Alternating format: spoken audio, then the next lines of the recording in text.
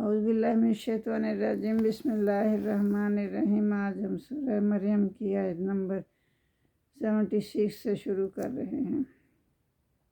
اس میں اللہ تعالیٰ فرما رہے ہیں وَيَزِيدُ اللَّهُ الَّذِينَ اهْتَدَوْا هُدًى، اور اللہ تعالیٰ ان کی ہدایت میں اور زیادہ اضافہ حاصل دے دیتا ہے اور زیادہ اضافہ کر دیتا ہے جو ہدایت حاصل کرنا چاہتے ہیں۔ والباقیات الصالحات خیر عند ربک ثوابا وخیر مردا، اور باقی رہنے والی نیکیاں بہتر ہیں تیرے پروردگار کے نزدیک ثواب اور صلے کے اعتبار سے۔ افرأیت الذی کفر بآیاتنا وقال لأوتین مالا وولدا، تو یہاں اللہ تعالیٰ فرما رہے ہیں کہ بھلا تم نے اس شخص کو دیکھا جس نے ہماری آیات کا انکار کیا، اور اس نے کہا کہ اگر میں اثر نو زندہ بھی ہو گیا تو پھر بھی مجھے اس دنیا میں بھی یعنی آخرت کے بعد بھی مجھے مال اور اولاد بہت زیادہ اللہ تعالیٰ دے گا۔ اطلاع الغیب ام اتخذ عند الرحمن عہدا، تو یہاں اللہ تعالیٰ فرما رہے ہیں کہ اسے کیسے پتہ ہے، کیا اس نے غیب کا علم پا لیا ہے، یا اللہ تعالیٰ نے اسے کچھ بتا دیا ہے غیب کے متعلق۔ یہاں آیت نمبر 77 میں انسان کی غفلت اور سرکشی کی اس حالت کی طرف اشارہ ہے کہ وہ اپنی عارضی خوشیوں اور خوشحالیوں پر نازا ہے اور سمجھ رہا ہے کہ یہ سب میرے حصے میں آنے والی ہیں۔ اس کو اس کا اندازہ نہیں کہ اگلے لمحے وہ زندگی کے کسی حادثے سے بھی دوچار ہو سکتا ہے جو اس کے اختیار میں نہیں ہے۔ کیا اس سرکش نے غیب کی باتیں جان لی ہیں، یا اللہ سے اس نے کوئی عہد لکھوا لیا ہے؟ اگر یہ نہیں ہے تو پھر وہ کس چیز پر پھولے نہیں سما رہا۔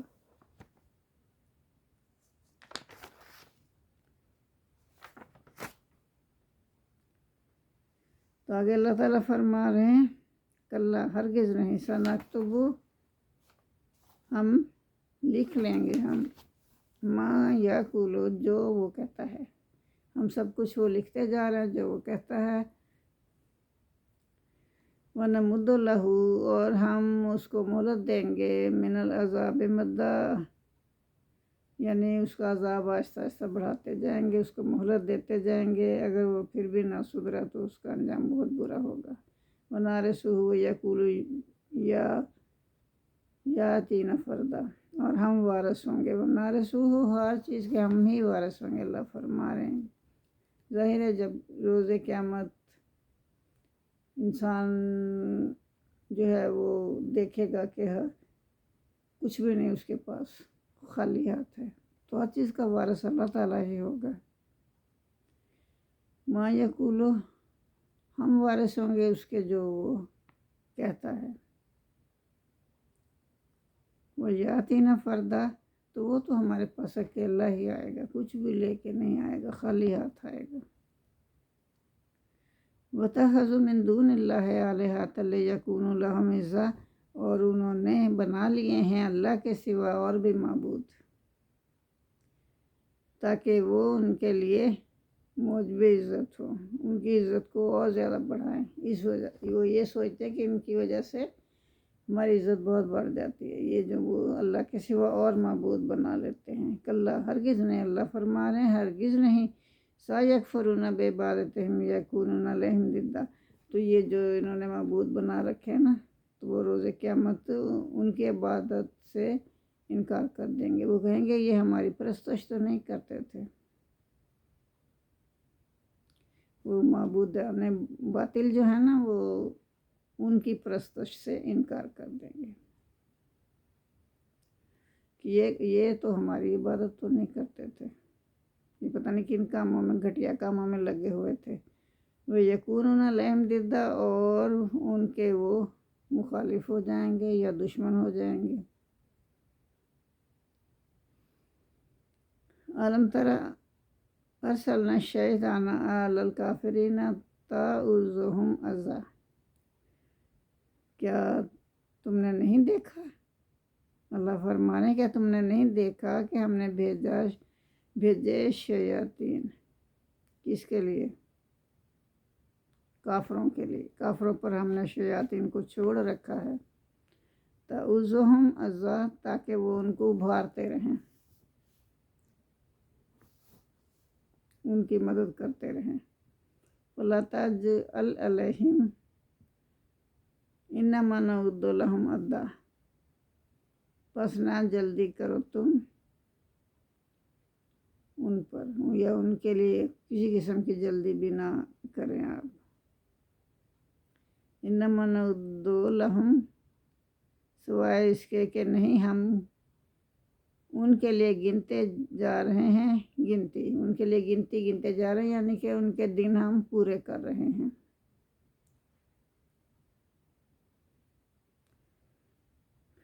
یوم نحشر المتقین الی الرحمن وفدا، اور جس دن ہم جمع کریں گے پرہیزگاروں کو رحمان کے پاس مہمان بنا کر، الی الرحمن وفدا، رحمان کے سامنے ہم پرہیزگاروں کو مہمان بنا کر لائیں گے۔ اللہ تعالیٰ فرما رہے ہیں۔ تو یہاں آیت نمبر 84 میں اللہ تعالیٰ نے جزا و عمل کے قانون کی حقیقت اس طرح واضح کر دی ہے کہ جلدی نہ کرو۔ یہ تاخیر اس لیے ہے کہ پاداش عمل میں ان کے دن گنے جا رہے ہیں، کیونکہ ہر عمل کی تکمیل اور نتائج کے لیے ایک وقت مقرر ہوتا ہے اللہ کی طرف سے، اور اعمال کے نتائج کا قانون بھی اس سے باہر نہیں۔ کفار مکہ کو جو مہلت ملی ہوئی ہے وہ اس لیے ہے کہ ان کے دن گنے جا رہے ہیں، جب دن پورے ہو جائیں گے اسے اس نتائج کا ظہور ہو جائے گا۔ تو چنانچہ سورہ مریم کے نزول کے بعد 10 سال بھی نہ گزرے ہوں گے کہ تمام معاملات کا فیصلہ اللہ تعالیٰ نے کر دیا۔ جزاک اللہ۔ تو اب آگے آیت نمبر 85 تا 87 اللہ تعالیٰ فرما رہے ہیں کہ قیامت کے روز ہم تمام انسانوں کو 2 گروہوں میں تقسیم کر دیں گے، ایک متقیوں کا گروہ ہوگا، دوسرا مجرموں کا۔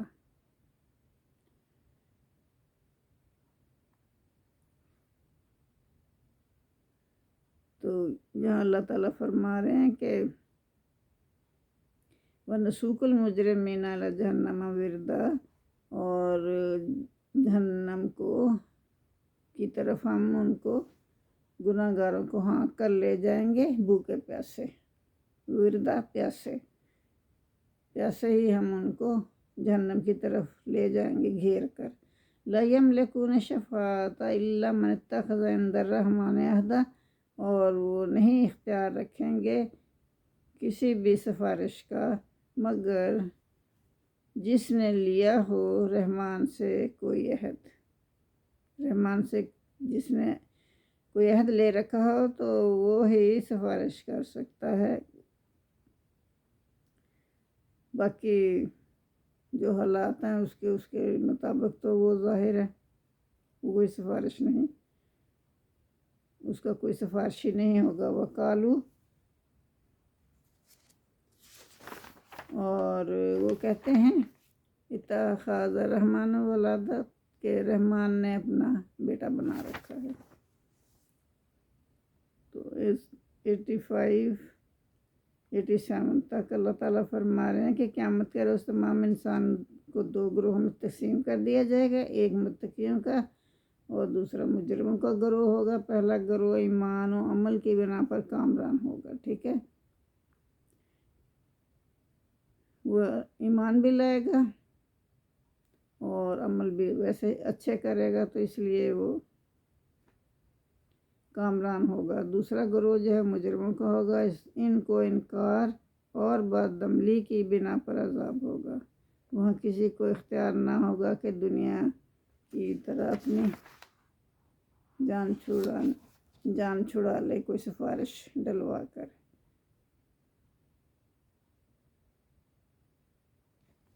تو اب اللہ تعالیٰ فرما رہے ہیں کہ یہ جو انہوں نے بنا رکھے ہیں، کہتے ہیں کہ اللہ کی اولاد ہے تو یہ انہوں نے بہت غلط بات کی ہے۔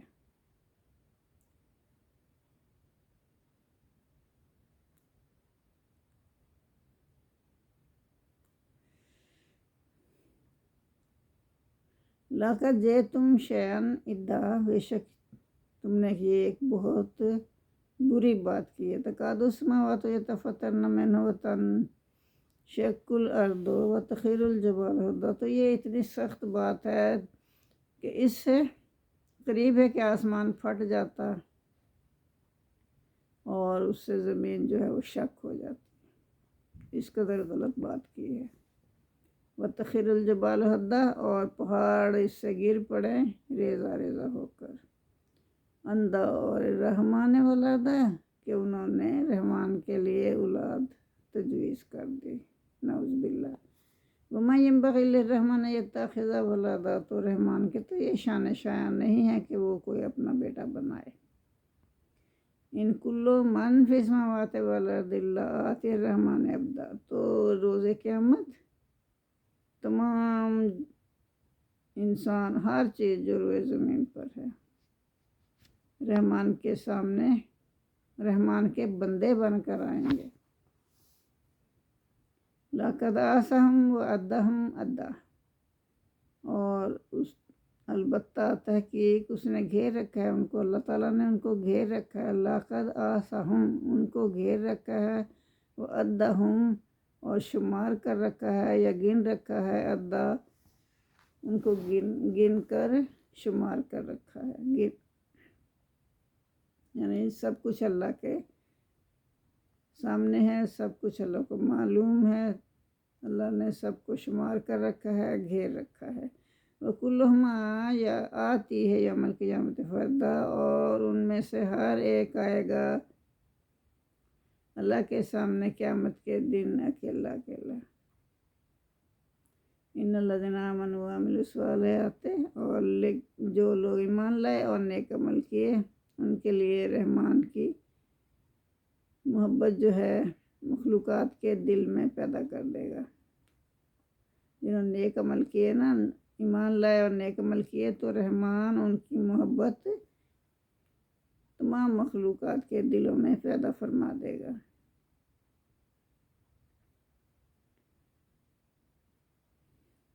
ان الذین آمنوا، بے شک جو لوگ ایمان لائے، وعملوا الصالحات، اور انہوں نے نیک عمل کیے، سیجعل لهم الرحمن ودا، فانما یسرناہ بلسانک لتبشر بہ المتقین وتنذر بہ قوما لدا۔ تو آگے اللہ تعالیٰ فرما رہے ہیں کہ بے شک ہم نے قرآن پاک کو آسان کر دیا آپ کے اپنی زبان میں۔ یہ محمد صلی اللہ علیہ وسلم سے فرمایا جا رہا ہے کہ ہم نے قرآن کو آپ کی زبان میں آسان کر دیا تاکہ آپ خوشخبری سنائیں، اس کے ذریعے سے، قرآن کے ذریعے سے پرہیزگاروں کو، اور ڈرائیں جو جھگڑالو لوگ ہیں نا ان کو ڈرائیں۔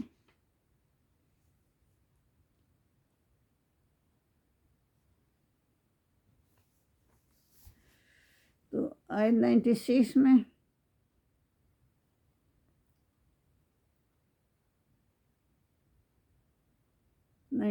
سے لے کر نا 98 تک اللہ تعالیٰ فرما رہے ہیں، اس بات کی طرف اللہ نے متوجہ فرمایا ہے کہ یہ جو ایمان و عمل کی راہ اختیار کریں گے نا، جو لوگ، اللہ ان کی دعوت حق کے لیے انسانوں کے دل کھول دے گا، وہ قومیں بلکہ ملکوں کو تسخیر کریں گے اور محبوب خلائق بن جائیں گے۔ سَيَجْعَلُ لَهُمْ الرَّحْمَنُ وَدًّا، یعنی رحمان سب کے دلوں میں محبت ڈال دے گا۔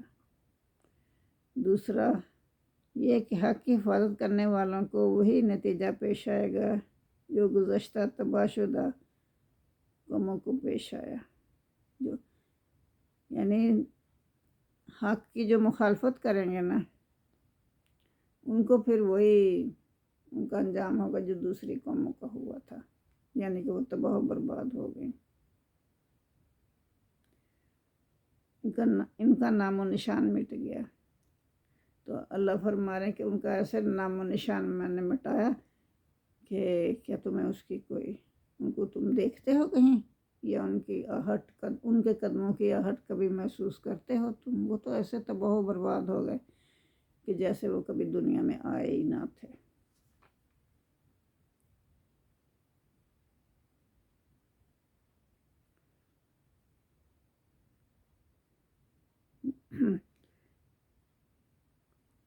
حل تحس منہم من احد اور تسمع لہم رکزا، کہ کیا تم ان کو دیکھتے ہو یا کوئی ان کی آہٹ محسوس کرتے ہو؟ یعنی کہ وہ تو ختم ہو گئے۔ تاریخ اس بات پر شاہد ہے کہ دنیا نے چند برسوں میں یہ دونوں باتیں دیکھ لی۔ دعوت حق نے مسلمانوں کی ایک جماعت پیدا کر دی جن کو انسانوں نے نہ صرف قبول کیا بلکہ ان کا والہانہ استقبال بھی کیا۔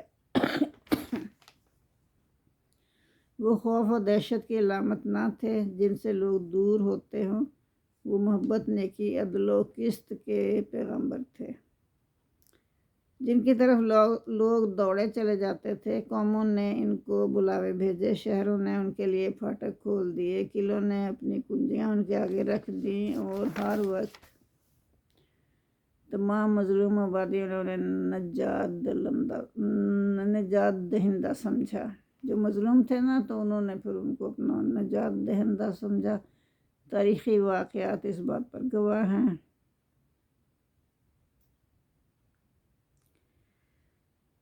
یہ جو لڑائیاں بھی ہو رہی تھی، لیکن شام کی آبادیاں محبت کے پیغام بھیج رہی تھیں۔ بصرہ نے اپنے دروازے کھول دیے تھے، حمص کے باشندوں نے منتیں کی تھیں، طرابلس پہلے سے ہی چشمے بر رہا تھا۔ اسی طرح مصر کا رخ کیا تو عیسائی ہی تھے جنہوں نے بڑھ کر ان کا استقبال کیا۔